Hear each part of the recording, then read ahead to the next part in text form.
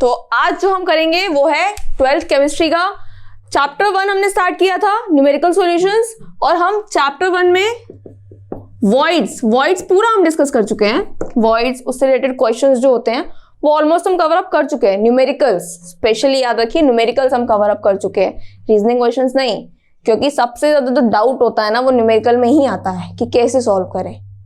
तो अब वॉइड्स के बाद अब भी कुछ चीजें बाकी हैं जो न्यूमेरिकल की बाकी हैं, और वो चीजें क्या हैं? वो है एक तो पैकिंग एफिशिएंसी। पैकिंग एफिशिएंसी सबको पता है, सबने पढ़ी हुई है, जिसको नहीं पता है उसको बता देती हूँ।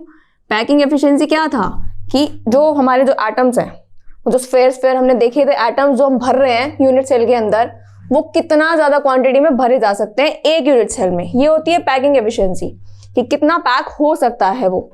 तो ये भी पूरा जो डेरिवेशन है वो एनसीईआरटी में गिवन है, हमको न्यूमेरिकल के लिए डेरिवेशन रटने की जरूरत नहीं है। अभी मैं आपको बताऊंगी कि आपको डेरिवेशंस वगैरह रखने से क्या चीज, क्या इंपॉर्टेंट पोर्शन है जो आपको याद होना चाहिए फॉर न्यूमेरिकल्स। अब पैकिंग एफिशिएंसी के बाद जो चीज आती है वो आती है डेंसिटी। डेंसिटी भी बहुत इंपॉर्टेंट टॉपिक है, डेंसिटी से अक्सर क्वेश्चंस आ जाते हैं और इतना कोई घबराने वाला नहीं है, डेंसिटी बहुत ईजी होती है। इसके अलावा जो 2-3 न्यूमेरिकल हैं वो थोड़ा सा बस इम्परफेक्शन से आ जाते हैं, मतलब वो ऐसा है कि एक आधा ही न्यूमेरिकल पूरी बुक में है आपकी जो कि आ जाता है। तो ये हम कवर अप कर चुके हैं। अब बारी है पैकिंग एफिशिएंसी की। पैकिंग एफिशिएंसी में जो मेन चीजें हैं, यहां मैं एक जनरल यूनिट सेल बना रही हूं जिसमें मैं आपको बताती रहूंगी कि क्या क्या चीजें आपकी यूनिट सेल में आती रहेंगी और फिर हम क्या क्या डिस्कस करेंगे। तो ये आ गया आपका एक यूनिट सेल।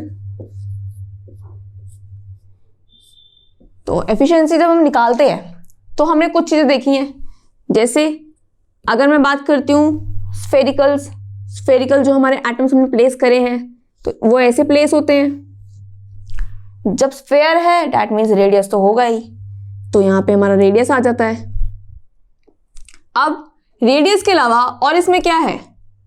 क्यूब है ये, तो क्यूब में होती है हमारी edges, that is edge length. अब सबसे अच्छी बात है कि क्यूब है तो एज लेंथ सारी सेम है, सब सेम है, तो ए सब जगह ए ही है। तो ए और आर ये दो चीजें एक यूनिट सेल के अंदर है। तो जब भी दो चीजें एक यूनिट सेल के अंदर है तो हम इन दोनों के बीच में हमको रिलेशन पता होना चाहिए कि अगर दोनों में से कोई एक भी चीज दी है तो हमको दूसरे के बारे में इंफॉर्मेशन पहले से मिल जाए और हम इजिली निकाल सके। यही इंफॉर्मेशन पैकिंग एफिशिएंसी की जितनी डेरिवेशंस हैं उससे हमको मिल जाती है। तो यानी कि हमारे कितने यूनिट सेल थे? स्टार्ट करते हैं सबसे सिंपल वाला। सबसे पहले सिंपल क्यूबिक, शॉर्टकट लिखे है मैंने, आप चाहो तो पूरा भी लिख सकते हो। सिंपल क्यूबिक, फिर एफसीसी यानी फेस सेंटर। एफसीसी का सीसीपी भी होता है, सीसीपी भी अगर आता है तो वो भी एफसीसी ही है। अगर बीसीसी है यानी बॉडी सेंटर्ड, ये स्पेसिफाई होता है कहीं पर भी, अगर आप देखोगे बीसीसी स्पेसिफाई होता है कि बॉडी सेंटर्ड है, लेकिन कई बार होता है कि सीसीपी लिखा हो, तो CCP is not BCC. CCP जहां पर भी आएगा क्यूबिक क्लोज पैकिंग, वहां पर हमारा एफसीसी ही कंसीडर करते हैं हम। तो सिंपल क्यूबिक, एफसीसी और बीसीसी। अब हमको क्या चाहिए? इन तीनों के बीच में जेड वैल्यू होती है। एक तो जेड वैल्यू हर बार जरूरी नहीं होती है, लेकिन बहुत बार जेड वैल्यू भी काम आ जाती है। तो सिंपल क्यूबिक के लिए जेड वैल्यू हमारी आती है 1, एफसीसी के लिए 4, बीसीसी के लिए 2। सारी कैलकुलेशंस लंबी चौड़ी सब बुक में है, ये सिर्फ आपको याद रखने वाली चीजें हैं। इसके बाद ए और आर के बीच में रिलेशन, तो सिंपल क्यूबिक में ए इज इक्वल्स टू 2r होता है। एफसीसी फेस सेंटर्ड में ए इज इक्वल्स टू 2√2r होता है, √2 एक्स्ट्रा लग गया है अब बस। और बीसीसी में थोड़ा सा कॉम्प्लिकेटेड होता है, √3a is equals to 4r। अब ये कैसे आया है ये भी आपका डेरिवेशन में है। अगर किसी को भी इसमें आने में दिक्कत हो रही है तो कमेंट करके बता सकता है, हम इसको डिस्कस कर सकते हैं डीप में अलग से, लेकिन बेसिकली न्यूमेरिकल पोर्शन के लिए आपको इतना ही चाहिए, इससे ज्यादा आपको नहीं चाहिए। इसके बाद ये हमारा ए और आर के बीच में आ गया रिलेशन। पैकिंग एफिशिएंसी की वैल्यूज याद रख लो तो ज्यादा अच्छी बात है, जिससे आपको कभी भी अगर आ जाए तो दिक्कत ना हो।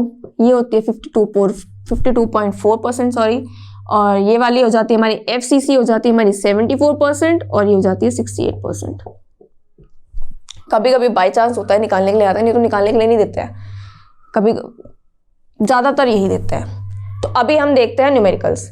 इसके बाद डेंसिटी है, डेंसिटी हम आगे देखते हैं, पहले इससे 1-2 न्यूमेरिकल है बस आपकी एक्सरसाइज में, वो देख लेते हैं, वो तुरंत खत्म हो जाएंगे। तो स्टार्ट करते हैं न्यूमेरिकल्स। एक्सरसाइज का न्यूमेरिकल स्टार्ट करते हैं हम। एक्सरसाइज का जो आपको न्यूमेरिकल है 1.21, एक्सरसाइज का 1.21 न्यूमेरिकल, ये आपका इसी से हो रहा है। न्यूमेरिकल जब भी हम करने लगते हैं, मैंने सबसे पहले बताया है कि जो भी चीज गिवन होती है वो चीज आप नोट कर लो। उससे ये होता है कि जब आप फॉर्मूले को रखते हो ना, तो आपको ये पता चल जाता है कि हाँ, इस फॉर्मूले में हमारे पास क्या क्या चीजें गिवन है और क्या क्या चीजें नहीं गिवन है, जिससे आपको निकालना ईजी हो जाता है। तो 1.21 में क्वेश्चन में रीड करती हूँ, रीड करने के साथ साथ मैं नोट करती रहती हूँ कि क्या क्या चीजें हमको गिवन है। तो क्वेश्चन 1.21 में बोला है गोल्ड, ब्रैकेट में लिखा है atomic radius 0.144 nanometre. That means क्या गिवन है? Atomic radius, atomic radius given है, दैट इज 0.144 नैनोमीटर्स, ये गिवन है। इसके बाद और क्या गिवन है हमें? Crystallise in FCC, face centred unit cell. Face centred बोला हुआ है वहां पे, एफसीसी फेस सेंटर्ड, तो फेस सेंटर्ड यूनिट सेल है, ये भी हम नोट कर लेंगे। कौन सा यूनिट सेल है? Face centred. सारा काम तो यूनिट सेल का ही है, तभी तो हम पता लगा पाएंगे कि कौन सा फॉर्मूला कौन सा लगेगा। तो फेस सेंटर्ड यूनिट सेल। इसके बाद नेक्स्ट चीज जो बोली हुई है, what is the length of side of the cell. अब पूछा हुआ है हमसे कि length of the side of the cell, यानी लेंथ ऑफ साइड, सेल का लेंथ ऑफ साइड, यानी कि साइड यानी कि एज, दैट इज ए हमसे पूछा हुआ है।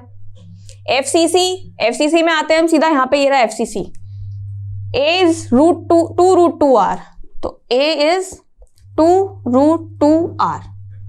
हमको निकालना है ए, 2 तो 2 ही रहेगा, √2 1.41 होता है, आर हमें गिवन है, बिल्कुल आर ही तो दिया हुआ है 0.144।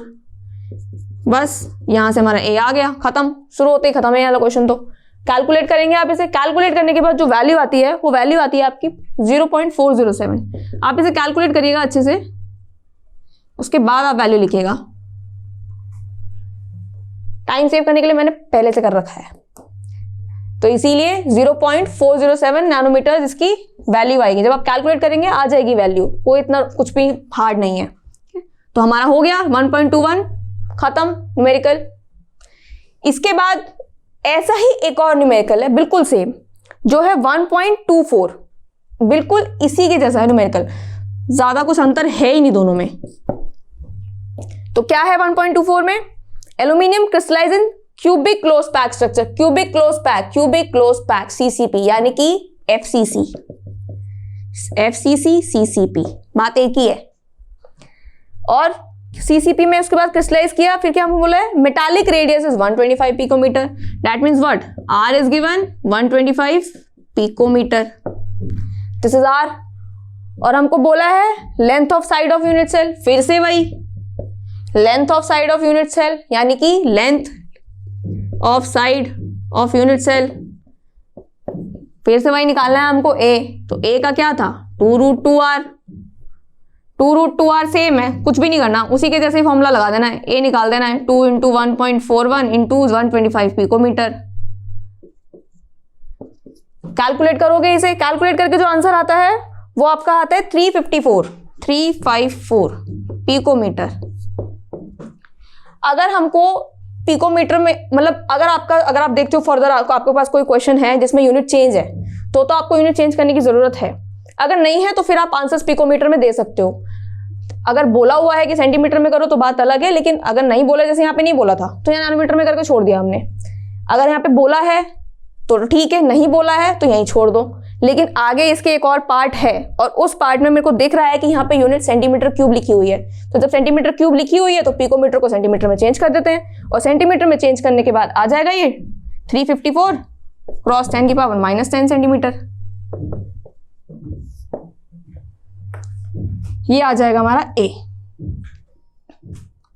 मैंने इसलिए चेंज किया है क्योंकि अब जो सेकंड पार्ट है उस सेकंड पार्ट में हमको सेंटीमीटर चाहिए, इसलिए मैंने पहले चेंज कर दिया ताकि बाद में कंफ्यूजन ना हो जाए। तो जो सेकंड पार्ट है, अब सेकंड पार्ट क्या कहता है हमसे? ए निकल गया, यहाँ तो बिल्कुल सेम पीछे वाले के जैसा था, कुछ भी अंतर नहीं था। अब सेकंड पार्ट हमसे क्या कहता है? सेकंड पार्ट में बोला है how many unit cells are there in 1 centimeter cube of aluminium. Aluminium कितना है हमारे पास? 1 सेंटीमीटर क्यूब, ये इतना एल्यूमिनियम हमारे पास है, हमको बताना है कि इतने एल्यूमिनियम में ये जो छोटे छोटे यूनिट सेल है ये कितने होंगे। तो बेसिक मैथ्स है और कुछ भी नहीं है। बेसिक मैथ्स में हमारा क्या था, हमने सबने ये वाले 10th क्लास में आएगा क्वेश्चंस बहुत बार किए हैं, बहुत ही ज्यादा बार, जहां हमको बड़ा वाला वॉल्यूम या सरफेस एरिया गिवन होता था या फिर निकालना पड़ता था, डायमेंशंस गिवन होती थी। और उसके अलावा छोटा वाला, एक फ्लोर है, उस फ्लोर में इतने टाइल हमको लगाने हैं, तो कितने टाइल लगाने होंगे, डायमेंशंस दी हुई होती थी, ए बी जो भी हमें दी होती थी। तो कैसे निकालते थे, सिंपल यही करते थे कि हमारा बड़ा वाला सरफेस को छोटे वाले से डिवाइड करते थे। यहां पर भी बिल्कुल वही करना है, कुछ भी चेंज नहीं करना है। ये जो वॉल्यूम है, अब हम कहेंगे कि वॉल्यूम कैसे, यहाँ तो गिवन ही नहीं है, सिंपल है बेटा, क्यूब है। क्यूब है तो क्यूबिक में तो वॉल्यूम ही आता है, तो यानी दिस इज वॉल्यूम।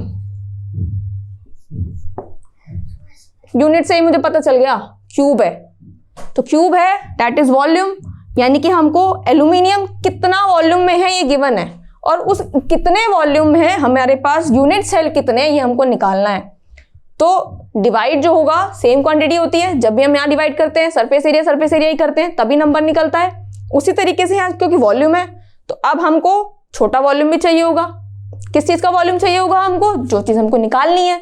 और हमको क्या निकालना है, हमको निकालना है number of unit cells, number of unit cells निकालना है। तो नंबर ऑफ यूनिट सेल्स निकालने के लिए बड़ा वॉल्यूम है, छोटा वॉल्यूम किसका होगा, यूनिट सेल का, तो वॉल्यूम ऑफ यूनिट सेल निकालेंगे, वॉल्यूम ऑफ यूनिट सेल। अब यूनिट सेल का वॉल्यूम कैसे निकलेगा, क्यूब है, क्यूब में वॉल्यूम का फॉर्मूला लगा दो, सिंपल, एज लेंथ है ए क्यूब, ए क्यूब। ए हमारे पास कहां से आया, ए हमारे पास तो पहले निकल गया है 354, ये हमारा ए निकल गया है 354 क्रॉस 10 की पावर -10, इसका क्यूब कर दो, ये हमारा आ जाएगा वॉल्यूम ऑफ यूनिट सेल। तो पहले से जो वॉल्यूम गिवन है वो है 1 सेंटीमीटर क्यूब, यूनिट सेल का वॉल्यूम आ गया ये। अब सिंपल लास्ट स्टेप जो हम हमेशा करते हैं कि बड़े वाले को छोटे वाले से डिवाइड कर देते हैं, वही चीज हमको यहां पे करनी है। नंबर ऑफ यूनिट सेल निकालने के लिए जो बड़ा वाला वॉल्यूम है 1 सेंटीमीटर क्यूब, 1 बहुत बड़ा वॉल्यूम है, छोटा नहीं है, क्योंकि यहाँ पे माइनस में जा रही है पावर, तो 1 हमारा बहुत बड़ा वॉल्यूम है। 1 सेंटीमीटर क्यूब को हम डिवाइड कर देंगे 354 क्रॉस 10 की पावर -10, इसका क्यूब, क्यूब करना मत भूल जाना, इसके क्यूब से बस डिवाइड कर देंगे आप। इसके बाद आंसर निकालना है आपको, जो भी आंसर आएगा वो हमारे नंबर ऑफ यूनिट सेल्स हैं। तो इसको कैलकुलेट करके ही आंसर निकालिएगा। मैंने कैलकुलेट कर रखा है सिर्फ टाइम सेव करने के लिए, लेकिन आपको पूरा अच्छे से कैलकुलेट करना है, इसको खुद से कैलकुलेट करेंगे और फिर आंसर टैली करना हो तो वो कर सकते हैं। तो इसका जब आप करेंगे तो इसका जो आंसर आएगा वो आएगा 2.25 cross 10 to the power 22, right, ये आएगा। इतने यूनिट सेल्स हमारे प्रेजेंट है, खत्म क्वेश्चन। यानी जितना हमारा पोर्शन था उतने पोर्शन से एक्सरसाइज के 2 क्वेश्चंस थे और आपने देखा कुछ भी नहीं है इसमें। जब आपको ये पता है, ये पता होने के बाद सारा का सारा उसी बेसिस पे है। बस यहां पर थोड़ा ट्रिकी दे दिया था इन्होंने कि इन्होंने बताया नहीं था कि वॉल्यूम गिवन है और हमको पूछा था नंबर ऑफ यूनिट सेल्स। वहां पर भी बेसिक मैथ्स लगानी थी, बड़े वाले को छोटे वाले से डिवाइड करने की। तो ये हमारा नंबर ऑफ यूनिट सेल्स आ गया, बड़ा वाला वॉल्यूम डिवाइडेड बाय छोटा वाला वॉल्यूम। डिवाइड करने के बाद जो भी आया ये हमारा नंबर है। इसको करिएगा, प्रैक्टिस कीजिएगा और हाँ कैलकुलेशंस तो जरूर कीजिएगा। तो इसके बाद हमारा जो इस पोर्शन से है वो ऑलमोस्ट कवर अप, कुछ भी नहीं है उसमें। अब जो है नेक्स्ट, अब हम आते हैं डेंसिटी पे। डेंसिटी के किसी किसी क्वेश्चन में ये यूज होता है, कभी कभी कोई बाई चांस कोई क्वेश्चन होता है इसमें यूज होता है, नहीं तो डेंसिटी का खुद का भी एक फॉर्मूला है जिससे ऑलरेडी बहुत सारे न्यूमेरिकल्स हमारे पास है प्रैक्टिस करने के लिए। तो हम डेंसिटी की बात करते हैं, ठीक है।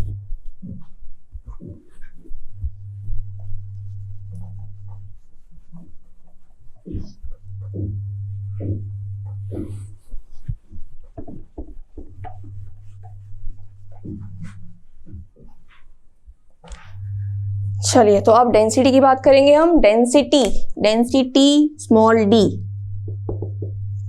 डेंसिटी का बेसिक फॉर्मूला हम बहुत पहले से पढ़ते हुए आ रहे हैं, विच इज मास अपॉन में वॉल्यूम। ये फॉर्मूला है डेंसिटी का। अब यहाँ कॉम्प्लिकेटेड ये हो जाता है कि यहाँ जो मास है, यहाँ यूनिट सेल की जब बात होती है तो पहली चीज तो ये कि हमको z वैल्यू भी पता होनी चाहिए। क्यों? क्योंकि एटम की बात हो रही है, हम पूरा यूनिट सेल तो हम ले ही नहीं रहे ना, अभी पहले यूनिट सेल के अंदर एटम्स भी तो हैं, खाली एक यूनिट सेल की बात हो नहीं रही है। तो उस यूनिट सेल में जितने एटम्स हैं उन सबका मास ही तो उस यूनिट सेल के अंदर आएगा। तो मास में एटम्स कितने हैं ये पता होना चाहिए, फिर जिसका भी वो एटम है उसका मास। अब जो मास होता है वो हमको पता है क्या होता है, नीचे एवोगाड्रो से डिवाइड, और वॉल्यूम हमारे यूनिट सेल का a क्यूब होता ही है। ये हमारा बेसिक डेंसिटी का फॉर्मूला है, आपको इसको याद रखना है। सारे क्वेश्चन इससे सॉल्व हो जाएंगे, ऑलमोस्ट सारे क्वेश्चंस, कुछ भी नहीं है। जहां पर z वैल्यू मैंने आपको बताई थी, ये रही z वैल्यू, ये z वैल्यू है, जिस भी हमारे यूनिट सेल की बात होगी उसके हिसाब से वेरी करती है। जो भी हमारा एटम आता है उसके हिसाब से हमारा m वेरी करता है। Na is fix, Avogadro number, उसमें कोई चेंज नहीं होता है। a क्यूब एज लेंथ है, जो भी हमारा वो होगा एटम वगैरह, जो भी हमारा यूनिट सेल होगा उसकी जितनी भी एज होगी उसके हिसाब से हमारा a क्यूब चेंज होता रहेगा। तो ये हमारा डेंसिटी का बेसिक फॉर्मूला हो गया। इस डेंसिटी के फॉर्मूले से आपके बहुत सारे क्वेश्चंस हैं और वो आपको प्रैक्टिस करने हैं। तो अब फॉर्मूला देख लिया आपने, अब क्वेश्चंस प्रैक्टिस करते हैं। तो पहला जो क्वेश्चन आता है इसमें, ये आपका एक एग्जाम्पल है, इंटेक्स का एग्जाम्पल है आपका बुक में 1.3।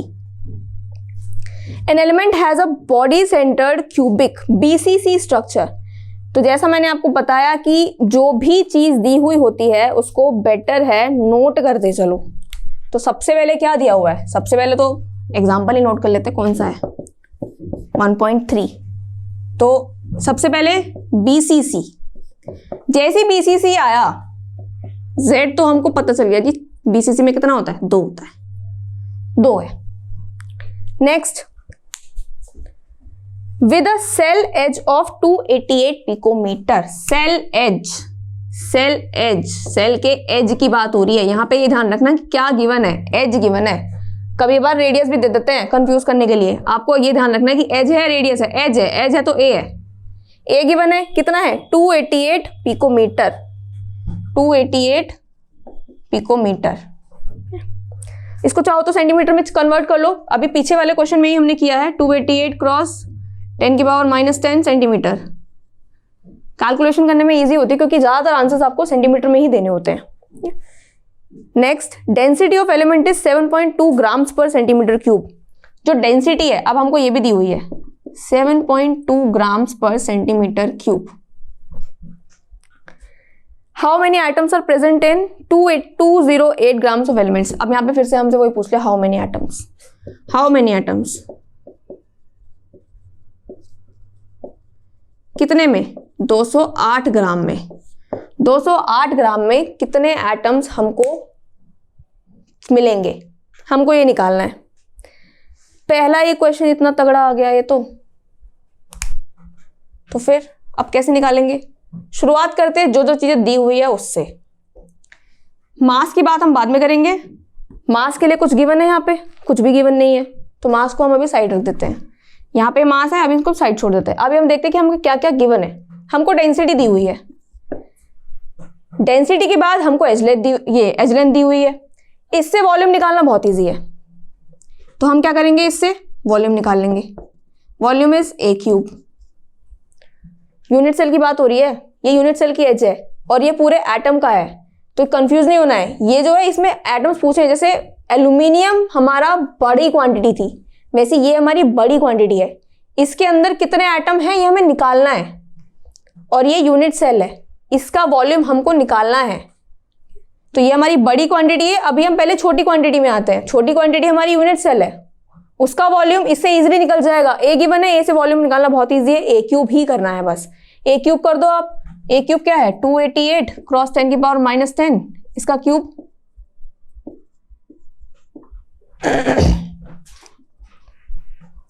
इसका क्यूब करना है आपको, कैलकुलेट करके आंसर निकालिएगा। बिल्कुल भी आंसर्स को कैलकुलेट करके जितना आप निकालेंगे उतना आपके लिए ही अच्छा होगा। तो जब आप वॉल्यूम निकालेंगे तो इसका वॉल्यूम आ जाएगा 2.39 क्रॉस 10⁻⁻23, 2.39 क्रॉस 10⁻⁻23। इतना इसका वॉल्यूम आ गया। अब वॉल्यूम मिल गया, ठीक है। डेंसिटी किसकी दी हुई थी? डेंसिटी बोला है डेंसिटी ऑफ एलिमेंट, यानी हमारे पास एलिमेंट की डेंसिटी है। तो अब क्या करेंगे हम? वॉल्यूम है, डेंसिटी है, यहां से हम क्या निकाल सकते हैं? मास भी निकाल सकते हैं। लेकिन उससे पहले कंफ्यूजन यहीं पे क्रिएट हो जाती है कि वॉल्यूम है और डेंसिटी है। डेंसिटी जो है वो एलिमेंट की है और वॉल्यूम हमारा यूनिट सेल का है, तो यहां से मास नहीं निकालेंगे, लेकिन ये मास हमारा पूरे एलिमेंट का है। तो अब हम क्या निकाल सकते हैं? ये एलिमेंट का मास गिवन है, ये एलिमेंट की डेंसिटी गिवन है, और यूनिट सेल की हमारे पास क्या क्वांटिटी आ गई है? वॉल्यूम आ गया है। तो यहां से हम डेंसिटी से हम देख सकते हैं कि डेंसिटी के फॉर्मूले में मास अपॉन में वॉल्यूम होता है। हमारे पास एलिमेंट की डेंसिटी गिवन है, मास गिवन है, वॉल्यूम गिवन नहीं है, तो यहां से हम वॉल्यूम निकाल लेंगे। वॉल्यूम जैसे हमने देखा, volume is what? Mass upon में डेंसिटी, यानी मास हमारा 208 गिवन है और डेंसिटी हमारी 7.2 गिवन है। इसको डिवाइड करोगे, यहां से आप मास निकाल लेंगे हम, वॉल्यूम निकाल लेंगे हम। वॉल्यूम निकला हमारा, जब आप इसको डिवाइड करेंगे तो वॉल्यूम आएगा 28.88 सेंटीमीटर क्यूब। ये हमारा वॉल्यूम आ गया। अब आप कहेंगे वॉल्यूम क्यों निकाला है? वॉल्यूम की जरूरत क्या है? क्योंकि हमने पीछे भी देखा था कि जब हम नंबर ऑफ क्वांटिटी निकालते हैं, नंबर निकालने के लिए सबसे जरूरी चीज होती है कि हमारे पास ऊपर एक बड़ी क्वांटिटी होनी चाहिए और नीचे एक छोटी क्वांटिटी होनी चाहिए, तभी हमारा नंबर निकलता है। और नंबर के लिए दोनों क्वांटिटी सेम होनी चाहिए। अगर दोनों अलग अलग है, मेरे पास एक वॉल्यूम है और एक एरिया है, मैं उससे नंबर नहीं निकाल सकती हूँ। या तो मेरे पास दोनों वॉल्यूम हो या दोनों एरिया हो। तो यहां पर जो छोटा है वो छोटा हमारे पास वॉल्यूम इजीली अवेलेबल है, यानी कि हमारे पास वॉल्यूम तो हमने कैलकुलेट कर लिया, लेकिन यही वॉल्यूम बड़े के साथ तो नहीं है। उसके पास हमारे पास मास है, लेकिन मास के साथ डेंसिटी भी दी हुई है। तो जब मैं कैलकुलेट करूंगी तो डेंसिटी से मैं मास तो निकाल ही सकती हूँ, वॉल्यूम तो निकाल ही सकती हूँ। तो जैसे ही मेरा वॉल्यूम निकला, बड़ा वॉल्यूम निकल गया और छोटा वॉल्यूम मैंने कैलकुलेट कर ही लिया था। इसके बाद सिंपल, पीछे वाले के जैसे ही दो वॉल्यूम दिए हुए हैं, बड़ा वॉल्यूम डिवाइडेड बाय छोटा वॉल्यूम, नंबर आ जाएगा हमारा। तो जब आप कैलकुलेट करेंगे तो नंबर आएगा हमारा 12.08 क्रॉस 10 की पावर 23, 12.08 क्रॉस 10 की पावर 23, ये हमारा नंबर आएगा। सबको इसे कैलकुलेट करना है, प्लीज आंसर्स टैली मत कीजिएगा, आप कैलकुलेट कीजिएगा। दोबारा सुन लीजिए, क्या होता है? मेरे को नंबर निकालना था। नंबर के लिए ऊपर बड़ी क्वांटिटी, नीचे छोटी क्वांटिटी, दोनों क्वांटिटी सेम होनी चाहिए। अब सेम के लिए जब मैंने क्वेश्चन में देखा तो मेरे पास मैंने देखा कि यूनिट सेल का एज है, यानी यूनिट सेल का वॉल्यूम तो इजीली निकल जाएगा। इसके अलावा यूनिट सेल का कुछ है ही नहीं। लेकिन अगर मैं दूसरी तरफ देखती हूँ तो मेरे पास एलिमेंट का मास है और डेंसिटी है, यहां पर वॉल्यूम नहीं है, तो उस वॉल्यूम से मैं मास तो नहीं निकाल पाऊंगी, लेकिन हाँ डेंसिटी और मास के थ्रू मैं वॉल्यूम निकाल सकती हूँ, बड़ा वाला। वही मैंने किया, ये मेरा वॉल्यूम आ गया बड़ा वाला डेंसिटी के फॉर्मूले से, सिंपल। और जैसे ही मेरे पास बड़ा वाला वॉल्यूम आया तो नंबर निकालने के लिए मैंने सिंपल किया, ऊपर बिग क्वांटिटी दैट मीन्स बड़ी क्वांटिटी यानी बड़ा वाला वॉल्यूम, डिवाइडेड बाय नीचे छोटी क्वांटिटी छोटा वाला वॉल्यूम विच इज 2.39 क्रॉस 10 की पावर -23। यहां से मैंने नंबर निकाल लिया और वो नंबर कैलकुलेट करने के बाद इतना आता है। इसको प्लीज कैलकुलेट कीजिएगा, क्योंकि आप कैलकुलेट करेंगे तभी आपकी कैलकुलेशन बढ़ेगी, नहीं तो फिर टैली करेंगे तो फिर पेपर में कंफ्यूजन हो जाएगी। तो जैसे हमने देखा डिवाइड करने के बाद आंसर आ गया, तो हमने देखा कुछ भी नहीं है, जैसा पीछे वाला क्वेश्चन था वैसी सेम ये क्वेश्चन है। जैसे ही आपको लिंक मिल गया, आपको बेसिकली लिंक ढूंढना है क्वेश्चंस में। जैसे ही आपने एक लिंक निकाल लिया कि नंबर निकालने के लिए क्वांटिटी वॉल्यूम नहीं है मेरे पास, वॉल्यूम मैंने यहां से निकाल लिया, वही मैंने डिवाइड किया, वहां मेरा आंसर आ गया। तो जो भी इतना ट्रिकी सा क्वेश्चन था वो बस एक वॉल्यूम पे डिपेंड था। वो जैसे ही वो वॉल्यूम का लिंक मिला हमको, वैसे ही वो डिवाइड होके हमारा आंसर इजीली निकल आया। तो ये था हमारा एग्जाम्पल 1.3। इसके बाद ऐसे ही एक और एग्जाम्पल है हमारा, इसका नेक्स्ट ही एग्जाम्पल है 1.4। इसको आप प्लीज खुद से कैलकुलेट कीजिएगा, बस आप यहां समझ के कैलकुलेशंस खुद करेंगे जितना ज्यादा उतना ही ज्यादा बेटर रहेगा।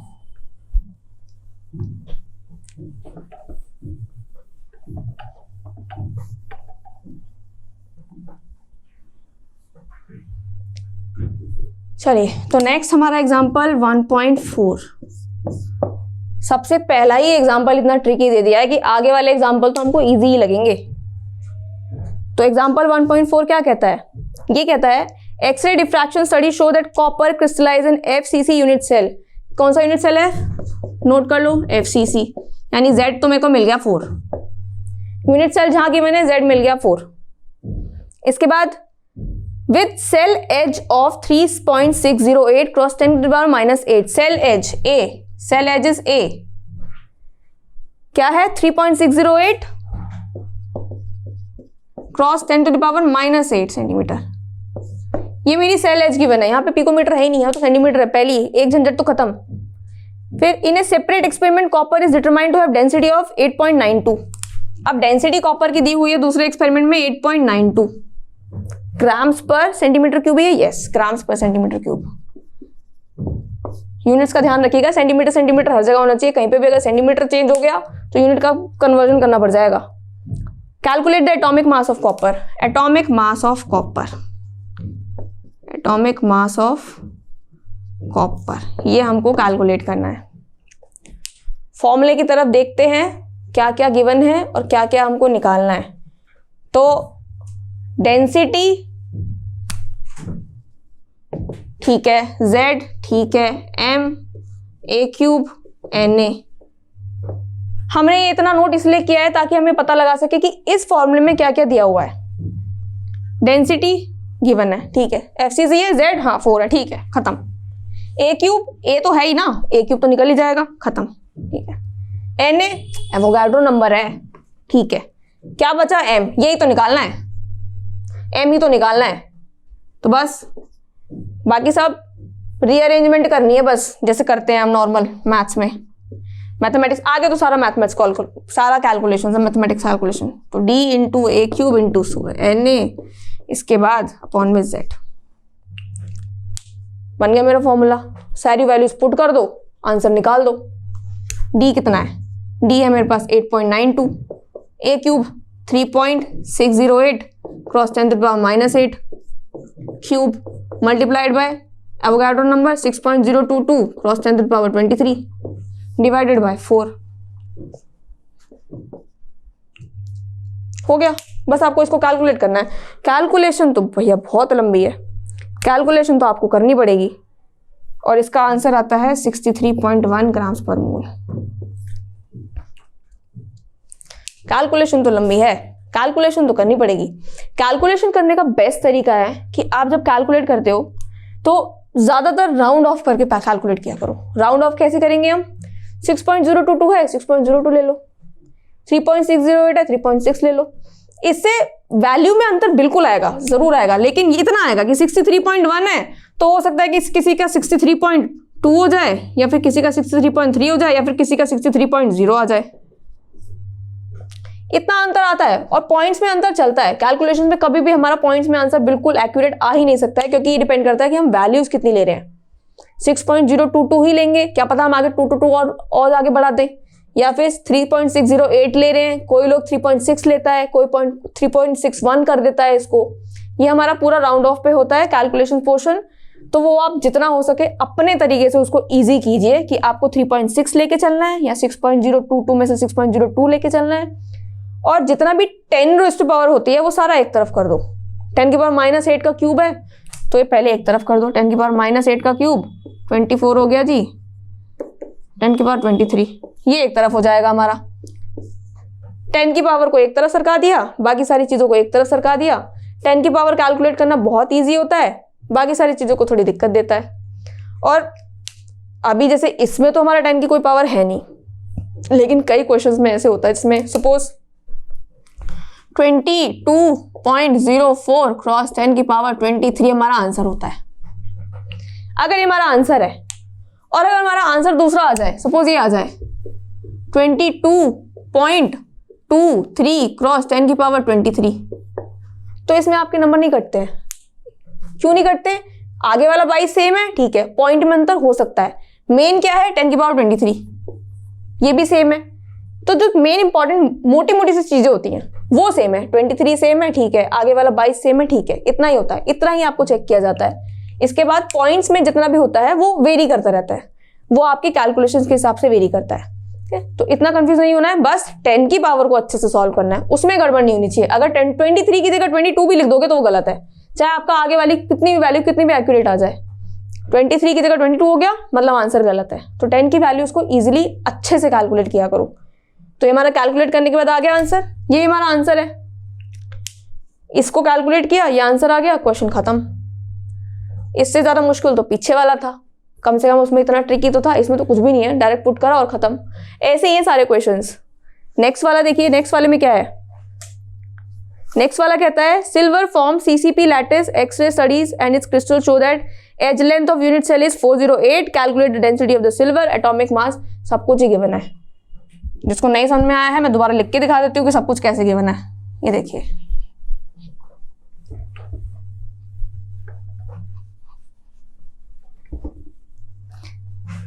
सॉल्व न्यूमेरिकल्स को भी सॉल्यूशंस देख के नहीं, खुद से सॉल्व करना, उससे आप ही का ज्यादा कैलकुलेशन पावर बढ़ेगा।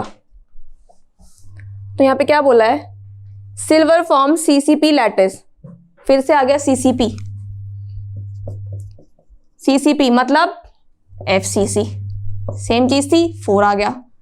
क्या है ये, जेड, जेड की वैल्यू 4 आ गई। नेक्स्ट बोला है edge length of unit cell is 408.6 picometer, edge length a 408.6 picometer, ये एज लेंथ दी हुई है। इसके बाद बोला है हमसे कि एज लेंथ को चेंज करना है तो आप कर सकते हो। इसके बाद calculate density, atomic mass given है 107.9, एटॉमिक मास 107.9 ये गिवन है। और डेंसिटी के फॉर्मूले में हम देखेंगे क्या क्या गिवन है, ए क्यूब, ए रहा ठीक है दिया हुआ है, एटॉमिक मास ये दिया हुआ है ठीक है, एन ए तो हमको पता ही है, जेड हमको पता ही है, डेंसिटी निकालनी है, खत्म, शुरू होते क्वेश्चन खत्म। जेड हमको पता है, एम हमको पता है, ए क्यूब हमको पता है, एन ए हमको पता है, ये पूरी क्वांटिटी हमको पता है, सिर्फ कैलकुलेट करना है पुट करके, और हमको कुछ भी नहीं करना है। जो कैलकुलेट करने के बाद आंसर आएगा वो हमारी डेंसिटी है, बस इतना ही करना है। तो ये तो कैलकुलेशन है सिंपल, इसको खुद से कीजिएगा। लग रहा है कि नहीं समझ में आ रहा है, डाउट है तो कमेंट्स करके पूछ लीजिएगा, नहीं तो इसमें और कुछ भी नहीं है, कैलकुलेशन है बस। जेड की वैल्यू 4 रखनी है, एम की वैल्यू इतनी रखनी है 107, ये A3 हो जाएगा हमारा, ए क्यूब कर लेंगे, पिकोमीटर को 10⁻⁻12 मीटर कर देंगे, मीटर में हो जाएगा, और एन ए हमारा एवोगाड्रो नंबर है ही। तो एग्जाम्पल खत्म, 1.5 फिनिश। तो 1.5 एग्जाम्पल खत्म। अब सीधा आते हैं हम एक्सरसाइज पे। एक्सरसाइज में भी सेम इसी टाइप के क्वेश्चंस है, ज्यादा मुश्किल है ही नहीं क्वेश्चंस। अब एक्सरसाइज के क्वेश्चंस की हम बात करें, सबसे पहले हम एक्सरसाइज का क्वेश्चन देख लेते हैं कि है कौन कौन से। तो एक्सरसाइज में जो आपको क्वेश्चन आता है वो आता है 1.11। अब कैलकुलेशन पोर्शन आप खुद करते रहिएगा, छोड़िएगा मत, यहाँ पे इतना खत्म कर दिया इसका मतलब नहीं छोड़ना है, आपको कैलकुलेट करना है, जो भी चीज दी हुई है वो कैलकुलेट करनी है।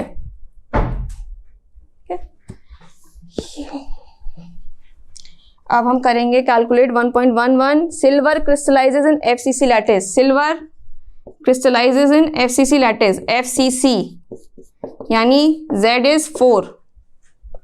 इसके बाद edge length of the cell is 4.07, edge length of the cell यानी ए कितना दिया हुआ है हमको, ए दिया हुआ है 4.07 क्रॉस 10⁻⁻8 सेंटीमीटर, 4.07 क्रॉस 10⁻⁻8 सेंटीमीटर, ये हमारा ए दिया हुआ है एज लेंथ। इसके बाद डेंसिटी दी हुई है 10.5 ग्राम्स, डेंसिटी दी हुई है 10.5 ग्राम्स पर सेंटीमीटर क्यूब, ये हो गई डेंसिटी। अब बोला है calculate the atomic mass, atomic mass निकालना है, एटॉमिक मास ऑफ सिल्वर, बिल्कुल सेम जैसे हमने पीछे भी देखा है, बिल्कुल डिट्टो ऐसा ही क्वेश्चन है। कहाँ गया फॉर्मूला, ये रहा फॉर्मूला, दोबारा लिख देती हूँ फॉर्मूला, ये रहा डेंसिटी का formula, Z into M upon में a cube into N A, ये रहा फॉर्मूला। इस फॉर्मूले के बाद m निकालना है हमको, क्या सब कुछ दिया हुआ है, हाँ सब कुछ तो दिया तो हुआ है, ये रहा Z 4 आ गया, a ये रहा, a से ए क्यूब निकल जाएगा, एन ए हमको पता ही है, डेंसिटी हमको गिवन ही है। सिंपल कैलकुलेट करना है और कुछ नहीं करना है, वैल्यूज को पुट करो, कैलकुलेट। यहाँ तो यूनिट भी कन्वर्ट नहीं करनी, ए तो ऑलरेडी सेंटीमीटर में दिया ही हुआ है, सीधा क्यूब निकालना है और क्वेश्चन खत्म। बस कैलकुलेशन आपको इजीली करनी है।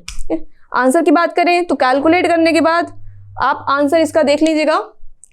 और मैंने आपको बताया ये आंसर तो वेरी करता ही है, कैलकुलेशन में आंसर वेरी नहीं करेगा तो हो ही नहीं सकता, सबका आंसर वेरी करता है, तो इसीलिए कंफ्यूज नहीं करना। लेकिन बस मतलब वेरिएशन जो होती है वो ज़्यादा नहीं होनी चाहिए, पॉइंट्स में होती है वेरिएशन।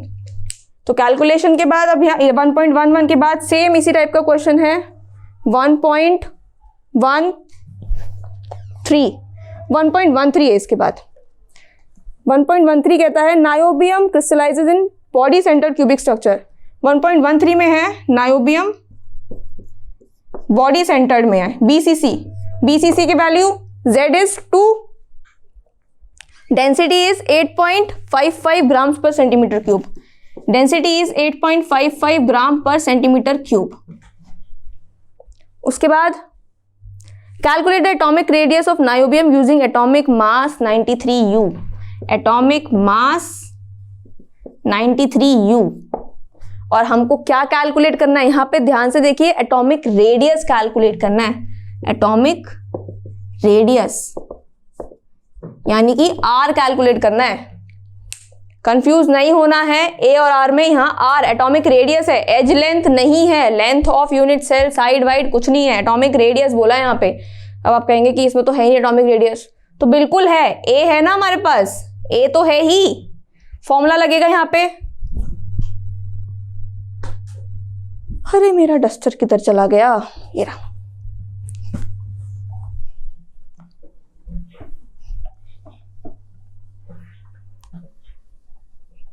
चलिए दोबारा से फॉर्मूला लिख देते हैं, ये नीचे लिख दी मैंने, ऊपर लिख देती हूँ फॉर्मूला। ऊपर लिखेंगे formula, density is equal to Z into atomic mass आ जाएगा हमारा, हमारा A क्यूब आ जाएगा, हमारा Na आ जाएगा। निकालना R है,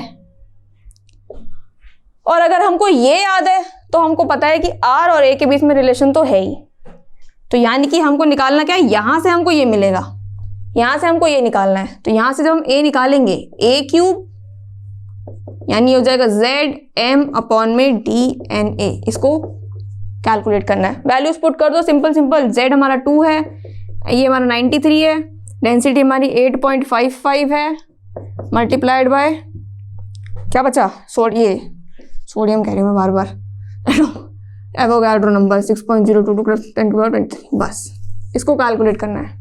इसको कैलकुलेट करने के बाद A क्यूब मिलता है, A नहीं मिलता, A क्यूब कैलकुलेट करो आप, पहले कैलकुलेट करो, इसको कैलकुलेट करके आंसर निकालिए।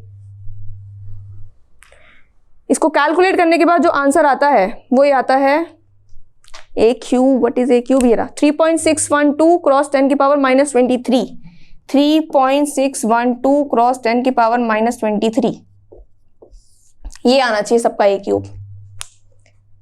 हो सकता है ये वेरी कर जाए, चलेगा, आपको मैंने बताया पॉइंट्स में वेरी करता है, चलेगा, बस ये वैल्यू सही होनी चाहिए। तो ये हमारा A क्यूब आया है, A नहीं आया है, A क्यूब आया है। तो जैसे ये क्यूब हटेगा, ये तो सबको पता है स्क्वायर हटता है, A स्क्वायर अगर यहाँ पे 2 है तो A ये स्क्वायर हटेगा तो यहाँ पे क्या हो जाता है, √2। वही यहाँ पर क्यूब है, तो जब क्यूब हटेगा तो ये क्यूब रूट हो जाएगा, ये क्यूब रूट हो जाएगा। अब यहाँ थोड़ा ट्रिकी कैलकुलेशंस है, लेकिन कैलकुलेट तो करना पड़ेगा। तो यहां से क्यूब रूट निकालना है आपको, जो क्यूब रूट आप निकालोगे वो आपका A आएगा। बिना क्यूब रूट निकाले अगर यहां से आपने निकाल लिया ना R, तो पूरा यार गड़बड़ है, क्योंकि ये हमारा वॉल्यूम है, इससे हमें कोई लेन देन नहीं है, ये हमारा वॉल्यूम है, सेंटीमीटर क्यूब है ये। अभी हमको क्यूब निकालना है, अभी हमको हटाना है ये क्यूब। तो यहां से क्यूब रूट जब मैंने निकाला तो इसका क्यूब रूट जो आता है वो आता है 3.306 क्रॉस 10⁻⁸। 3.306 क्रॉस 10⁻⁸ ये आता है इसका आंसर। पूरा आपको कैलकुलेट तो करना ही पड़ेगा, कैलकुलेट कीजिएगा, इसको क्यूब रूट निकालिएगा, क्यूब रूट निकालने के बाद फिर ये आएगा। बहुत ज़्यादा ट्रिकी कैलकुलेशंस नहीं आती है, यहाँ पर ट्रिकी है, पेपर में ज़्यादातर इजी कैलकुलेशंस देते हैं, जो ये डिजिट्स भी होते हैं ना ये थोड़े इजी ही आते हैं, जिससे आपको इजीली कैलकुलेट हो जाए, क्योंकि इतना बड़ा कैलकुलेट करने में बहुत ज़्यादा टाइम लग जाता है।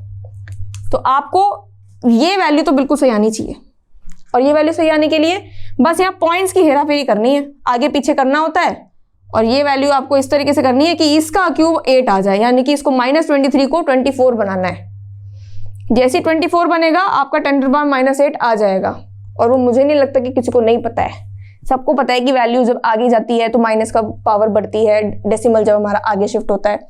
तो बस आपको वही कैलकुलेट करना है यहाँ पे। जैसे ही आपने इसको शिफ्ट करके इसको 24 किया, जैसे 24 हुआ हमको पता है कि 24 का जो क्यूब आ जाएगा वो हमारा 8 आ जाएगा। ठीक है, तो जैसे यहाँ पे 8 आ गया, अब आगे वाली वैल्यू वेरी कर सकती है, उसका तो रिलैक्सेशन मिलता ही है। तो यहाँ पे हमारा ये a की वैल्यू आ गई। जैसे ही a की वैल्यू आई वैसे ही हमने देखा कौन सा है, BCC है, और BCC में क्या है हमारा, ये रहा BCC, √3a इज 4r। यही हम कैलकुलेट करने में यहाँ पे लगा देंगे। BCC है तो √3a हो जाएगा हमारा 4r, और यहाँ से हमको r निकालना है तो r हो जाएगा हमारा √3a अपॉन में 4। a हमारा ऊपर निकल ही गया है, वहां से हमारा r कैलकुलेट कर दिया जाएगा। तो जब मैंने आपको पहले भी बोला था कि डेंसिटी वाले में ये कहीं कहीं यूज हो सकता है, तो कहीं कहीं में वो यहीं यूज हो गया। आपको सिर्फ यहाँ पे कैलकुलेट करना है। r जो आता है वो आता है 14.3 नैनोमीटर्स या 14.3 क्रॉस 10⁻⁹ सेंटीमीटर। 14.3 नैनोमीटर्स ये आता है r। कैलकुलेट कीजिएगा a की वैल्यू को, ये वैल्यू को पुट करना है। पुट करने के बाद ही आएगा ये। नैनोमीटर है, नैनोमीटर मैंने कर दिया। सेंटीमीटर में -9 -10 जो भी आपका आता है देखिएगा, -9 या -10 जो भी आएगा आपकी वैल्यू को आपको कैलकुलेट करने के बाद देखना पड़ेगा। पूरा कैलकुलेशन करना है, उसके बाद ही ये निकलेगा। नैनोमीटर में नहीं भी निकालना है, सेंटीमीटर में निकालेंगे तो भी चलेगा, उससे कोई इतना फर्क नहीं पड़ता है। तो एग्जाम्पल यहाँ पे क्या था, एक्सरसाइज का क्वेश्चन था 1.13, जहाँ पे रेडियस पूछा था हमसे, एज लेंथ का कोई जिक्र ही नहीं किया था। लेकिन ये हमको खुद से कॉमन सेंस लगाना था कि रेडियस कहाँ से निकलेगा। रेडियस के लिए डायरेक्ट तो कोई फॉर्मूला है नहीं, रेडियस के लिए फॉर्मूला यहाँ से आता है। यहाँ पे रेडियस के लिए हमको a चाहिए। अब a कहाँ से निकलेगा, a के लिए हमको सारी चीजें दी हुई है। यहाँ से हमने a निकाला, a के बाद हमने r निकाला। तो इंटरलिंक है सारा का सारा, बस आपको सही जगह पर सही वैल्यूज पुट करनी है और आपका क्वेश्चन शुरू होते खत्म ही हो जाते हैं। इनमें कोई है ही नहीं, सिर्फ कैलकुलेशन है, बाकी कोई भी ऐसा नहीं है कि बहुत ज्यादा ट्रिकी हो, ऐसा कुछ भी नहीं है। तो आपका एक एक्सरसाइज का हो गया 1.13। इसी टाइप के और भी 1-2 क्वेश्चंस और है, जैसे आपका 1.15 भी ऐसे ही है। तो 1.15 ये भी देख लेते हैं, 1.15 भी देख लेते हैं।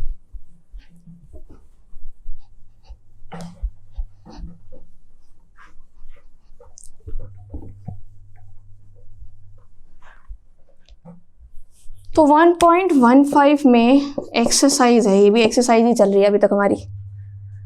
एक्सरसाइज में 1.15 copper crystallize into FCC lattice. फिर से क्या क्या है, FCC है, Z हमारा 4 हो गया, सब कुछ वही चल रहा है, कुछ भी अंतर नहीं है, किसी में भी कोई डिफरेंस नहीं है। एज लेंथ दी हुई है with edge length 3.61 cross 10⁻⁻8। Edge length है हमारी 3.61 क्रॉस 10⁻⁻8 सेंटीमीटर्स, ये हमारी एज लेंथ दी हुई है। इसके बाद कैलकुलेट डेंसिटी, और हमारा क्या दिया हुआ है, विद इट्स मेजर्ड वैल्यू 8.92। यहाँ पर हमको बोला है, पहले डेंसिटी का फॉर्मूला लिख लेते हैं। चलो, डेंसिटी का फॉर्मूला है Z इंटू M अपॉन में A³ इंटू NA। Z पता है, A पता है, NA पता है, M के लिए यहाँ पे कॉपर क्रिस्टलाइजेस, यानी M किसका होगा, कॉपर का। यहाँ बोला हुआ है, यहाँ पे हमसे ये नहीं बोला है कि कॉपर का M निकालो, यहाँ हमको कॉपर क्रिस्टलाइज बताया हुआ है। और यहाँ क्वेश्चन में हमसे बोला है कि मेजर्ड वैल्यू जो है डेंसिटी की 8.92 है। डेंसिटी जो हमें है 8.92 ग्राम्स पर सेंटीमीटर क्यूब, ये हमारी मेजर्ड वैल्यू आ रही है। यानी कि उन्होंने खुद से ही मेजरमेंट करी थी, तो उसके बाद मेजर्ड वैल्यू हमारी ये निकल के आ गई है। तो मेजर्ड वैल्यू निकालने का मतलब सिंपल है, मेजर्ड वैल्यू निकालने का मतलब ये हमारे को दी हुई है, हमें इससे कुछ करना नहीं है। हमको बोला है कि हमको ये बताना है एग्रीमेंट जो है कि जो हम कैलकुलेट करेंगे इस डेटा से, और जो उन्होंने मेजर करी है, जो मेजरमेंट होती है वो कैलकुलेशन बेस्ड नहीं होती है, वो एक्सपेरिमेंटल होती है। जो भी इनको मतलब इक्विपमेंट्स वगैरह होते हैं उनसे हम वो मतलब ये जो डेंसिटी है वो कैलकुलेट करे हैं। तो ये हमारी मेजर्ड वैल्यू है। मेजर्ड वैल्यू के बाद अब यहां से हमको कैलकुलेटेड वैल्यू निकालनी है। कॉपर का आप मास देख लीजिएगा, कॉपर का मास यहाँ पुट करना है, FCC के में हम है ही, A³ है ही, NA है ही, बस हमको कैलकुलेट करके डेंसिटी निकालनी है। जो भी वैल्यू आएगी वो इसके एग्रीमेंट में है या नहीं है ये बतानी है। तो जब भी ऐसा क्वेश्चन आता है ना, मैक्सिमम टाइम एग्रीमेंट में होती ही है, इतना ही आएगा। 8.92 से ज्यादा से ज्यादा आपका 8.88 हो जाएगा, 8.90 हो जाएगा, इस तरीके से हो जाएगा। तो आपके मेजर्ड वैल्यू के साथ वो एग्रीमेंट में हो जाएगा। तो कुछ भी नहीं है यहाँ पर, तो सब कुछ गिवन है, सिंपल डेंसिटी ही निकालनी है। 4 आपको कॉपर का मास और ये सब कुछ करके निकाल देना है। तो बस खत्म आपके क्वेश्चंस, इतने ही थे, इतने ही हैं एक बुक में क्वेश्चंस, डेंसिटी वाले क्वेश्चंस खत्म। तो अब देखा आपने कि ज्यादा कुछ खास है नहीं, एक फॉर्मूला है बस, वही फॉर्मूला घूम फिर के तोड़ मरोड़ के इसी को यूज किया है हर तरीके से। तो डेंसिटी के सारे क्वेश्चंस खत्म हो गए हैं। इसके बाद डेंसिटी के बाद जो है वो है इम्परफेक्शंस। इम्परफेक्शंस का एक ही क्वेश्चन है आपकी एक्सरसाइज में, ज्यादा क्वेश्चन है ही नहीं इम्परफेक्शन के। इम्परफेक्शन का दो क्वेश्चंस दिए हुए हैं, एक आपका क्वेश्चन नंबर 16 है और एक आपका क्वेश्चन नंबर 25 है। तो आई होप डेंसिटी तक सबको समझ में आ गया है। अगर तब भी अभी भी किसी को कोई डाउट है कि डेंसिटी का फॉर्मूला कैसे यूज करना है, तो कमेंट करके आप बता सकते हैं कि डेंसिटी का फॉर्मूला नहीं समझ में आया है। बाकी फॉर्मूला ये रहा, ये वैल्यूज ये रही, इन्हीं को दोनों तीनों को यूज करना है, घुमा फिरा के बस जैसा मैंने बताया जो दिया है उसको लिख लो, ताकि आपको ये आइडिया मिल जाए कि ये चीजें गिवन है। जो चीजें गिवन है वो लिख ली हमने, जो चीजें नहीं गिवन है वो हमको निकालनी होती है। अब नहीं गिवन में जैसे पीछे वाले क्वेश्चन में ही था कि आर पूछा हुआ था और फॉर्मूले में आर है ही नहीं, तो वहां से आपने देखा कि ए और आर का रिलेशन यहाँ से आ ही रहा है। इसी तरीके से जो भी आपका रिलेशन है, इन्हीं दोनों के बीच में रिलेशन बनता है और ज्यादा कुछ है नहीं। डेंसिटी के बाद अब इम्परफेक्शंस के भी एक दो क्वेश्चन जिनमें बताया कि एक दो क्वेश्चंस ही हैं। और पहला क्वेश्चन जो 16th क्वेश्चन है, 16th क्वेश्चन क्या कहता है हमारा, 16 कहता है कि निकल ऑक्साइड इज फॉर्मूला ऑफ निकल 0.98 and oxygen 1.00. What fraction of nickel exists as Ni2+ and Ni3+? कितना फ्रैक्शन हमारा ये है निकल, इतने निकल में कितना Ni2+ है और कितना Ni3+ है, ये हमको कैलकुलेट करना है। तो जब भी फ्रैक्शन की बात आ रही है तो हम परसेंटेज देखते हैं कि पूरे टोटल उसमें कितना परसेंट निकल का आएगा 2+ में और 3+ में। अब यहाँ डेंसिटी खत्म हो चुकी है, डेंसिटी को भूल जाओ, अब यहाँ डेंसिटी का कोई लेन देन नहीं है। यहाँ हम इम्परफेक्शंस में आ चुके हैं और इम्परफेक्शन में ये वाला इम्परफेक्शन जिसमें ये जो वैल्यू है ये डिफर करती है, तो ये वैल्यू जब डिफर करती है इसका मतलब स्टीशियोमेट्री डिस्टर्ब्ड है। स्टीशियोमेट्री डिस्टर्ब कब होती है? तब होती है जब आपका बेस्ट हम देखते हैं Fe2+, Fe3+, Cu+, Cu2+, या फिर निकल, ये वाला हो गया एक एग्जांपल। अब ये स्टीशियोमेट्री कैसे डिस्टर्ब करते हैं? सबको पता है कि आयरन बहुत जल्दी ऑक्सीडाइज होता है, हल्के से मॉइस्चर से भी उसमें जंग लग जाता है। तो होता क्या है, ऑक्सीडेशन हो रही है। ऑक्सीडेशन का मतलब जो ये 2+ है ये इजीली 3+ में चेंज हो जाता है। तो अगर मेरा कुछ भी लोहे का कोई भी सामान है उसमें पहले से मौजूद, अगर मैं ऑक्साइड बोलूं, अगर मैं बोलूं कि FeO ऑक्साइड में मेरे पास, इस ऑक्साइड में कुछ परसेंट Fe2+ और ये 2- है, 2+ से मेरा 3+ में चेंज हो जाएगा अगर, तो यानी इलेक्ट्रॉन का कुछ हेरफेर तो हो ही रहा है ना। जैसे इलेक्ट्रॉन का हेरफेर होगा स्टीशियोमेट्री डिस्टर्ब होगी, जैसे स्टीशियोमेट्री डिस्टर्ब होगी तो फ्रैक्शन जो परसेंटेज 100 होता है वो 100 नहीं रहेगा, फिर Fe3 और Fe2 हो जाएगा, तो 100 का रेशियो चेंज हो जाएगा, यानी कि कुछ परसेंट आयरन के कम हो जाएंगे। इलेक्ट्रॉन न्यूट्रलिटी मेंटेन करनी पड़ती है। इलेक्ट्रॉन न्यूट्रलिटी में क्या होता है, यानी कि पॉजिटिव चार्ज जो होगा वो माइनस चार्ज, न्यूट्रलिटी के लिए इसको बराबर होना जरूरी है। और अगर मैं एक Fe2+ की जगह एक Fe3+ डाल दूंगी तो यहाँ तो पॉजिटिव चार्ज बढ़ गया, न्यूट्रलिटी मेंटेन नहीं हो पाई। तो उस केस में क्या होता है, हमको ये देखना पड़ता है कि कितने Fe2+ हटेंगे और कितने Fe3+ आएंगे। उसके हिसाब से हमारे आयरन में कमी हो जाती है। क्यों? क्योंकि जब ज्यादा वाला चार्ज वाला आ रहा है तो ऑब्वियस सी बात है कि हेर फेर तो होगा ही, और जैसे हेर फेर हो जाता है वैसे ये रेशियो जो 100 होना चाहिए ये 100 रहता ही नहीं है, स्टीशियोमेट्री डिस्टर्ब हो गई। अब उसी स्टीशियोमेट्री में हमको बताना है कि कितना फ्रैक्शन, यहाँ पे निकल की बात हो रही है, कि कितना इसके अंदर निकल 2+ मौजूद है और कितना निकल 3+ मौजूद है, ये बताना है। तो सबसे पहले तो 0.98 इसको चेंज कर लो होल 98 और 100 में, इतना % हो गया मान लो। सबसे पहला काम हमारा यही है कि निकल के एटम हमने 98 ले लिए और ये हमने ऑक्सीजन के ले लिए। हमने डेसिमल को बिल्कुल हटा दिया, होल नंबर फॉर्म में हमने ले लिया जिससे कि हमको कैलकुलेट करना इजी हो जाए। अब मैथ्स वाली कैलकुलेशन करनी है। लेट इतने निकल में निकल 2+ कितने होंगे, निकल 2+ को मैं ले लेती हूँ x, और इतने ही 2+ में निकल 3+ कितने होंगे। जब 98 में x निकल 2+ है तो Ni3+ कितने हो जाएंगे, जो बचे कुचे होंगे। और बचे कुचे कैसे निकालेंगे, 98 - x, ये हमारे निकल 3+ हो जाएंगे। इतना ही है, सिंपल। ये x हो गया, निकल 3+ इतना -x हो जाएगा। अब इसके बाद हमने देखा कि इलेक्ट्रोन्यूट्रलिटी मेंटेन करनी है, पॉजिटिव और नेगेटिव चार्ज को बैलेंस करना है। तो पॉजिटिव और नेगेटिव चार्ज को बैलेंस करने के लिए हमने चार्ज की बात करेंगे अब हम। तो यहाँ पे 2+ चार्ज है, यहाँ पर 3+ चार्ज है। और ऑक्सीजन में कितना होता है, सबको पता है ऑक्सीजन में 2- चार्ज होता है। तो पॉजिटिव चार्ज एक तरफ कर देंगे, नेगेटिव चार्ज एक तरफ कर देंगे, इसको बराबर करना है। पॉजिटिव चार्ज 2 है, 2 कितने हैं, x है, यानी कि 2 × x हो जाएगा। वही माइनस में हम यहाँ पे देखेंगे कि माइनस वाला कितना है, 2 है, लेकिन उससे पहले 3+ वाला भी तो चार्ज है। और 2 और 3 दोनों चार्ज, ऐसा तो नहीं है कि 2 वाला अलग भग रहा है 3 वाला अलग, पूरे उसमें होल उसमें पॉजिटिव और नेगेटिव एक साथ है। तो 2+ जितने होंगे उसमें हम 3+ भी ऐड करेंगे कि अब 3+ कितने आ गए हैं। तो अगर ये 2 वाले हैं तो 3 वाले कितने हो जाएंगे, कितने हैं, 98 - x, तो 3 को मल्टीप्लाई कर देंगे 98 - x के साथ। ये हमारा पॉजिटिव चार्ज निकल आया, निकल वाला। अब ये किसके बराबर होना चाहिए, नेगेटिव के। और नेगेटिव कितना है, ऑक्सीजन 2, और ऑक्सीजन का कितना % है, 100, यानी कि 200। तो इसके बाद ये हमारी आ गई एक इक्वेशन, और इसी इक्वेशन को सॉल्व करके हमको निकालना है x। जैसे ही x आएगा तो निकल का हमारा वैल्यू पता चल जाएगी कि निकल 2+ कितना है और निकल 3+ हो जाएगा 98 - x। घूम फिर के आपको बस ये इक्वेशन बनानी है, और इस इक्वेशन को बनाने के लिए कुछ नहीं करना, इलेक्ट्रोन्यूट्रलिटी का प्रिंसिपल फॉलो करना है, पॉजिटिव और नेगेटिव को बैलेंस करने का।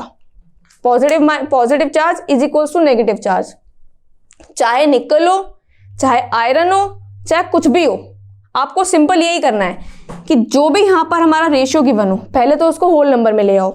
जैसे होल नंबर में आएगा, यानी कि 100 ऑक्सीजन के साथ 98 निकल है। अब इतने निकल में निकल 2+ कितने होंगे, निकल 3+ होंगे, ये पता लगाना है। जब निकल 2+ लेट करके चलना है मैथ्स की तरह कि निकल 2+ मेरे x हैं, निकल 2+ x हैं, यानी कि 90 में से निकल 2+ x मैंने निकाल दिए हैं, तो बचे कुछ हमारे निकल 3+ है, तो यानी कि 98 - x मेरे निकल 3+ है। अब चार्ज बैलेंस करना है। चार्ज के लिए निकल 2+, पॉजिटिव चार्ज 2 का है, पॉजिटिव चार्ज 3 का है, और एक में ही है, तो एक में ही है तो दोनों का सम लेंगे। तो 2+ का चार्ज x, 3+ का चार्ज 98 - x। इसको कर लिया, कैलकुलेट करोगे आप, x की वैल्यू निकालोगे यहां से। आई होप कैलकुलेशन सबको आती है, नहीं आती तो मैं करके ही दिखा देती हूँ। 2x प्लस मल्टीप्लाई करेंगे 3 × 98 हो जाएगा यहाँ पे, ब्रैकेट सॉल्व, और जब ये ब्रैकेट खुलेगा -3x इज इक्वल्स टू 200। इससे आगे तो बहुत ईजी है, इससे आगे तो मुझे लगता नहीं कि मुझे कैलकुलेट करनी चाहिए, आप खुद कैलकुलेट करो इससे आगे कि x और x एक साथ आ जाएगा, इसको इधर लेके चले जाएंगे, पॉजिटिव वैल्यू एक तरफ, वेरिएबल वाली वैल्यू एक तरफ, ये सारी वैल्यूज एक तरफ हो जाएगी। तो इसके बाद क्या आ जाएगा मेरा, x की वैल्यू यहाँ से आ जाएगी। x की वैल्यू कैलकुलेट करो, x की वैल्यू आएगी आपकी कैलकुलेट करने के बाद 94, ये हमारी x की वैल्यू आएगी। अगर अभी भी किसी को कंफ्यूजन है तो मैं पूरा ही कर दूं। देखो 2x और 3x को एक तरफ लेके चले जाएंगे, इसको एक तरफ लेके चले जाएंगे, यानी कि ये पॉजिटिव है तो उधर जाके नेगेटिव हो जाएगा। तो 2x - 3x is equals to 200 - 3 × 98 कितना हो जाएगा, 3 × 8 = 24, 3 × 9 = 27, 27 + 2 29, 294। अब कैलकुलेट कर लो। अब यहां से आप कहेंगे कि ये भी नेगेटिव, ये भी नेगेटिव, बिल्कुल x भी नेगेटिव में आएगा, ये भी नेगेटिव में आएगा, तो नेगेटिव नेगेटिव कैंसिल, x 94। अगर आप चाहो तो उल्टा भी कर सकते हो कि इसको इधर लाके इसको उधर लेके जा सकते हो, वो आपकी अपनी इच्छा है। कैलकुलेशन आप अपने हिसाब से कीजिएगा, जैसे भी आपको सही लगे इस तरीके से करेंगे, कैसे भी करेंगे x 94 आएगा। चाहे इसको उधर लेके जाओ चाहे इसको इधर लेके आओ, x की वैल्यू 94 आ गई, यानी कि निकल 2+ हमारे 94 है। 98 में से 94 जो है निकल 2+ है, तो निकल 3+ कितने हो जाएंगे 4। 98 - 94 करना है, सिंपल। तो यहां से हमने देखा कि हमारा निकल आ गया हमारा, यहीं पे लिख देती हूं मैं 98 - x, 98 - 94 विच इज 4। ये हमारे 98 में से 4 निकल 3+, 94 निकल 2+। अब यहां पर जो है ये हमारा फ्रैक्शन पूछा है। जब भी फ्रैक्शन की बात आती है तो हम 100% में से फ्रैक्शन निकालेंगे, हम परसेंटेज में आंसर देंगे। ये तो हमने दे दिया कि 98 में से 4 और 94 है। अब आंसर देंगे तो हम हमेशा फ्रैक्शन की जब बात आएगी तो परसेंटेज में निकाल देंगे, और परसेंटेज निकालना तो सभी को आता ही है। परसेंटेज में मुझे नहीं लगता किसी को कोई डाउट होना चाहिए, बचपन से अपने नंबरों की परसेंटेज निकालते आ रहे हैं हम, तो वही करना है। निकल 2+, कितने हैं निकल 2+? 94 है, और कितने में से 94 है? 98 में से 94 है, इनटू 100, बस ये आ गया यहाँ पे परसेंटेज। ऐसे ही निकल 3+, कितने हैं निकल 3+? 4 हैं, 4/98 इंटू 100, ये आ गया इतना परसेंट, इतना परसेंट। इसका आंसर बताइए मुझे कितना आएगा, कैलकुलेट करिए। अरे फ्रैक्शन ही तो है, बहुत ईजी है, कुछ भी नहीं करना है, आपका आंसर खत्म। यही आपका आंसर है। दिक्कत सिर्फ ये निकालने में आती है, और ये भी निकालने में नहीं आती है, ये तो कैलकुलेट ही करना है। सिर्फ यही कंफ्यूजन होती है कि इलेक्ट्रोन्यूट्रलिटी कैसे मेंटेन करें, तो वो आपको सिंपल आप पता चली गया है कि आपको पॉजिटिव और नेगेटिव को बस बराबर करना है। नेगेटिव कितने हैं? ओ की जगह अगर कुछ और होता नेगेटिव तो उसके चार्ज के हिसाब से करते, -3 है, -1 है, -2 है, उसके चार्ज के हिसाब से हम जितना भी है उससे मल्टीप्लाई कर देते। और ऐसे ही यहाँ पे भी जितने 2 हैं उतने 2 से मल्टीप्लाई कर दिया, 3 है 3 से कर दिया। ऐसे कॉपर होगा तो 1 और 2 हो जाएंगे, तो वो 2 और 1 से मल्टीप्लाई कर देंगे। निकल की जगह आयरन आ जाएगा तो सब कुछ सेम रहेगा, बस निकल की जगह हम आयरन लिख देंगे और कुछ नहीं बदलेगा, यही होता है। और यहाँ पे जो आएगा इसको कैलकुलेट करके आंसर बताइए मुझे कि आंसर आएगा कितना, फ्रैक्शन, और आपका क्वेश्चन खत्म। इतना ही था क्वेश्चन में। तो जो क्वेश्चन ये सब अजीब सा लग रहा था पढ़ने के बाद कि कैसे निकालेंगे, उसमें कुछ भी नहीं है, सिर्फ मैथमेटिक्स है, सारा मैथ्स कैलकुलेशन है और कुछ भी नहीं है। स्टार्टिंग से लेके एंड तक आपने देखा कि कुछ भी ऐसा नहीं है जो कि बहुत ज्यादा ट्रिकी हो। बस ये इक्वेशन निकालने में थोड़ी दिक्कत आती है, जैसे ही इक्वेशन आई सारा का सारा सॉल्व हो गया। तो ये हमारा इम्परफेक्शन का पहला क्वेश्चन था। तो अभी दूसरे क्वेश्चन के लिए मैं इसी को मिटा देती हूं।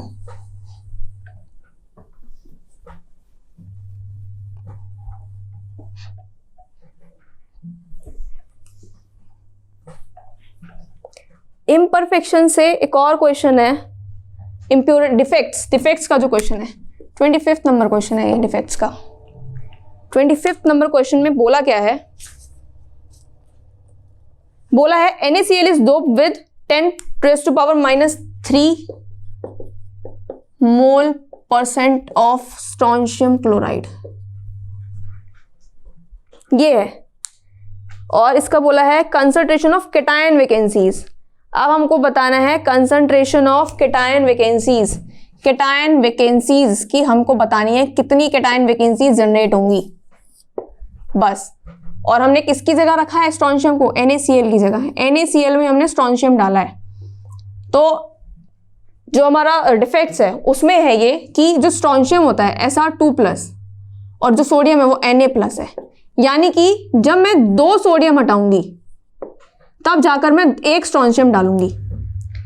यानी अगर मेरे पास सोडियम इस प्लेस पे है, सोडियम इस प्लेस पे है, और अगर मैंने स्ट्रोंशियम डाला है यहाँ पे स्ट्रोंशियम 2+, तो ये वाली और ये वाली स्पेस में से दोनों में से सोडियम हट जाएगा, क्योंकि इलेक्ट्रोन्यूट्रलिटी हमको हर जगह मेंटेन करनी है। और जैसे ही दोनों में से स्ट्रोंशियम हटेगा तो स्ट्रोंशियम 2+ आ जाएगा और यहाँ पर एक स्पेस हमारा खाली हो जाएगा, और यही खाली स्पेस है कैटायन वैकेंसी। तो यहाँ पे खाली वैकेंसी है, कैटायन वैकेंसी आ गई, यानी कि जितने मोल होंगे, जितना ऐसा Cl2 डालोगे, यानी एक ऐसा स्ट्रोंशियम एक वैकेंसी क्रिएट कर रहा है, तो 10⁻³ मोल%, कितने करेंगे? सिंपल, 10⁻³ इतने ही कैटायन वैकेंसी जनरेट करेंगे।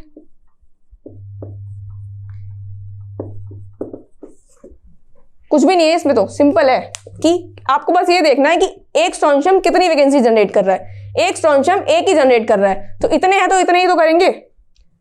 और परसेंटेज हटाना है तो ये तो सबको पता ही है, 10⁻³ अपॉन में 100 हो जाएगा, यानी कि 10⁻⁵। ये तो मैथ्स है, सिंपल। परसेंटेज का साइन हटते ही नीचे 100 आ जाता है, तो इतनी हमारी कैटायन वैकेंसीज जनरेट हो रही हैं।